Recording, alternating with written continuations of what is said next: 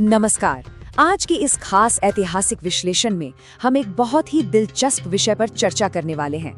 एक इतिहास के प्रोफेसर के नजरिए से हम 1947 से लेकर आज तक भारत की आंतरिक सीमाओं में हुए उस विशाल बदलाव को समझेंगे जिसने हमारे देश का नक्शा हमेशा के लिए बदल कर रख दिया। ये सिर्फ भूगोल का कोई नीरस पाठ नहीं है, बल्कि एक नए लोकतंत्र के संघर्ष और बेहतरीन कूटनीति की एक बहुत ही शानदार कहानी है। तो चलिए शुरू करते हैं। जरा 1947 के भारत की कल्पना कीजिए। ये कोई बना बनाया देश नहीं था, बल्कि 500 से ज्यादा अलग अलग रियासतों और ब्रिटिश प्रांतों की एक बेहद उलझी हुई पहेली था। सोचिए, एक देश के अंदर इतने सारे अलग अलग टुकड़े। और यहीं पर स्वतंत्र भारत के पहले गृह मंत्री सरदार वल्लभ भाई पटेल का वो स्पष्ट दृष्टिकोण सामने आया।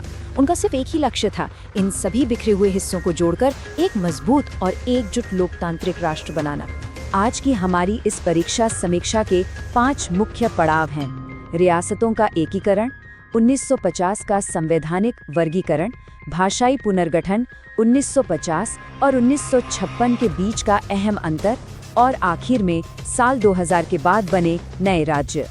तो हमारा पहला पड़ाव है रियासतों का एकीकरण। कैसे एक बटे हुए उपमहाद्वीप को एक साथ लाया गया। 1947 की सबसे बड़ी और तुरंत सुलझाई जाने वाली चुनौती थी लगभग 565 रियासतों का एकीकरण। इन राजाओं और नवाबों को अपना राजनीतिक भविष्य खुद तय करना था। अब परीक्षा के नजरिए से आपको जो बात सबसे ज्यादा याद रखनी है वो है सरदार पटेल की दूरदर्शिता और उनके सचिव वीपी मेनन का शानदार ग्राउंड वर्क। ये दोनों एक परफेक्ट टीम की तरह थे।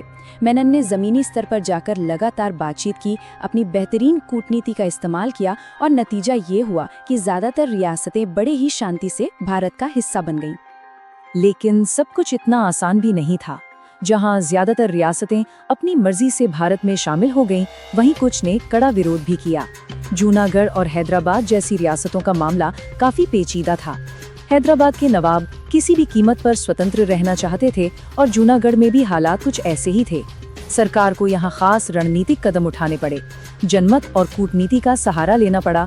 तब जाकर आखिरकार इन क्षेत्रों को सफलतापूर्वक भारत में मिलाया जा सका।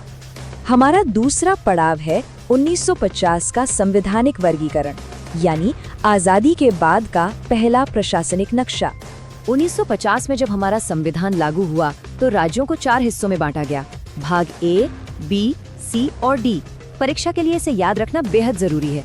देखिए, भले ही ये सुनने में थोड़ा रटा रटाया लगे, लेकिन ये समझना जरूरी है कि ये वर्गीकरण पूरी तरह से अंग्रेजों के जमाने की शासन व्यवस्था और प्रशासनिक सहूलियत पर टिका था। भाग ए में सीधे ब्रिटिश राज वाले बड़े प्रांत थे, तो भाग बी में बड़ी बड़ी रियासतें थी। उस वक्त के हिसाब से ये ठीक था, लेकिन ये व्यवस्था बहुत लंबे समय तक टिकने वाली नहीं थी। और यहीं से शुरुआत होती है हमारे तीसरे चरण की, भाषाई पुनर्गठन, जहां जनता की मांग ने नक्शा बदलने पर मजबूर कर दिया।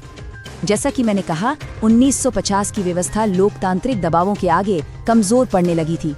भाषा के आधार पर अलग राज्य बनाने की मांग जोर पकड़ने लगी, और इसका सबसे बड़ा टर्निंग पॉइंट था पोट्टी श्री रामुलु जी का 58 दिनों का लंबा आमरण अनशन। एक अलग तेलुगु राज्य की मांग करते हुए उनका जो दुखद निधन हुआ, उसने पूरे देश को हिलाकर रख दिया। ये एक ऐसा पल था जिसने भारत सरकार को 1953 में मद्रास से अलग कर पहले भाषाई राज्य यानी आंध्र राज्य को बनाने के लिए मजबूर कर दिया। अब आते हैं चौथे पड़ाव पर, 1950 और 1956 की तुलना। ये राज्य निर्माण की सोच में एक बहुत बड़ा बदलाव था।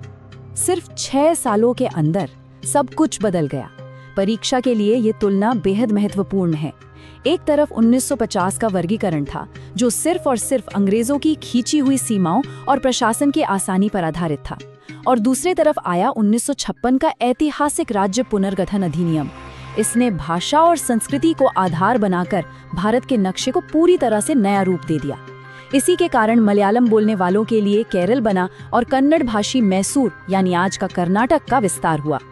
और ये सिलसिला 1956 पर ही नहीं रुका। बॉम्बे राज्य को ही ले लीजिए, जहां मराठी और गुजराती दोनों भाषाएं बोली जाती थी।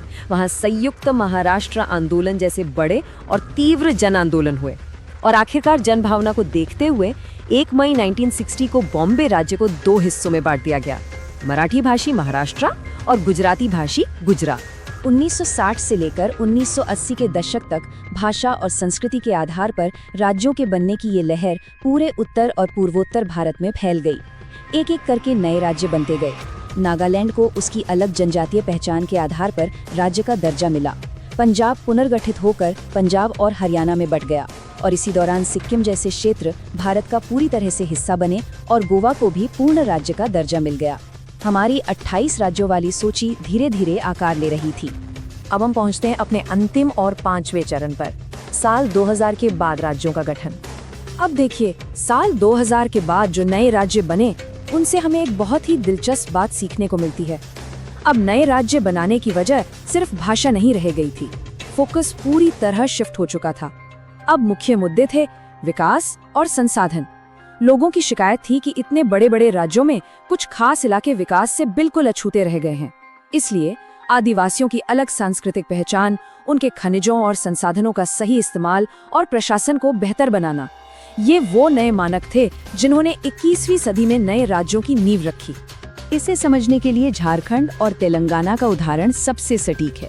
साल 2000 में झारखंड को बिहार से अलग किया गया। क्यों? क्योंकि वहाँ की जनजातीय आबादी और प्रचुर खनिज संपदा को एक अलग और खास प्रशासनिक ध्यान की जरूरत थी। ठीक वैसे ही 2014 में तेलंगाना बना। दशकों से तेलंगाना के लोगों को लग रहा था कि एक ही भाषाई राज्य में होने के बावजूद विकास के मामले में उन्हें पीछे छोड़ दिया गया है। यानी भाषा एक होने के बाद भी विकास की कमी ने एक नए राज्य को जन्म दिया। तो रियासतों के मुश्किल एकीकरण से लेकर भाषा और फिर विकास के आधार पर राज्यों के बनने तक का ये सफर बड़ा ही लंबा और पेचीदा रहा है। लेकिन कई दशकों की इस पूरी प्रक्रिया के बाद आज का भारत 28 राज्यों और 8 केंद्र शासित प्रदेशों के एक बेहद मजबूत और स्थिर ढांचे के रूप में हमारे सामने खड़ा है। तो अंत में एक इतिहास के छात्र के रूप में एक बहुत ही अहम सवाल हमारे और आपके सामने रह जाता है। क्या भारत का ये आंतरिक नक्शा अब हमेशा के लिए तय हो चुका है, या फिर हमारा ये जीवंत लोकतंत्र आने वाले वक्त की आर्थिक और प्रशासनिक जरूरतों के हिसाब से भविष्य में भी अपना नक्शा बदलेगा? जरा सोचिएगा इस बारे में। इसी विचारोत्तेजक सवाल के साथ हम आज के इस विश्लेषण को यहीं विराम देते हैं। इस ऐतिहासिक चर्चा का हिस्सा बनने के लिए आपका बहुत बहुत धन्यवाद।